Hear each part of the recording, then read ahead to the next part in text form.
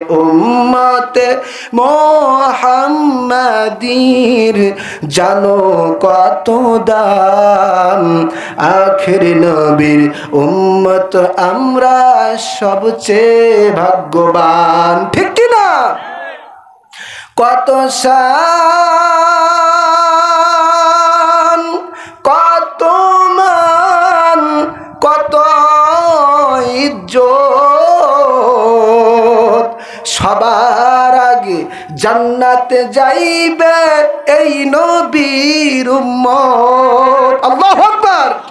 আরে কত শান, কত মান, কত ইজ্জত, সবার আগে জান্নাতে যাইবে এই নবীর উম্মত। দিদার যদি একবার পাইতাম ও গো দয়াময়, এ জীবনে সবচেয়ে বেশি খুশি হইতাম। ঠিক কিনা?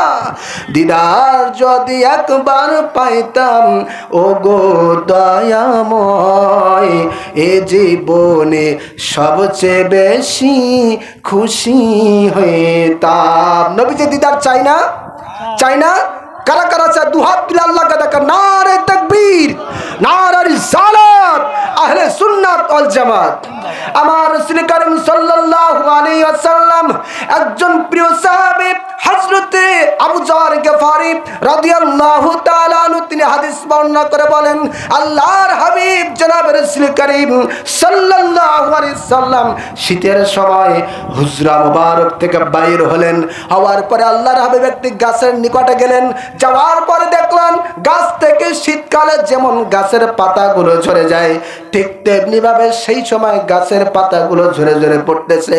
আল্লাহর হাবিব এবার দুইটি ডাল হাতে নিলেন, দুইটি ডাল হাতে নিয়ে আরেকটু নাড়া দিলেন।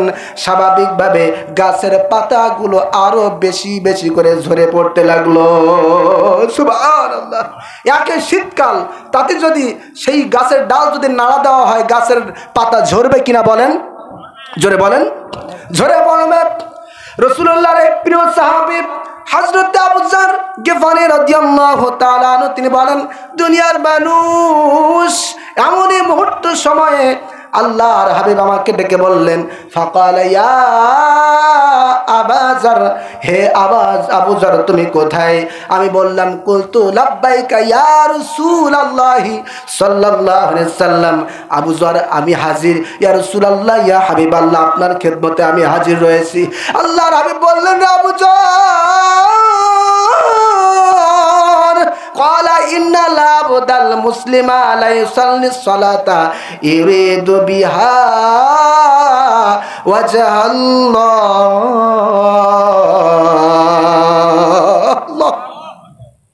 নবীজি আমার বলে, আবু যর, যারা আল্লাহর রাজি খুশির জন্য 5 ওয়াক্ত নামাজ জামাতের সাথে আদায় করবে নিয়মিত, এই শীতকালে গাছের পাতা যেভাবে একা করে ঝরে ঝরে পড়তেছে রে আবু যর, ঠিক নামাজ আদায় করার কারণে তাদের জীবনের গুনাহগুলো সেইভাবে ঝরে পড়ে যাবে। সুবহানাল্লাহ।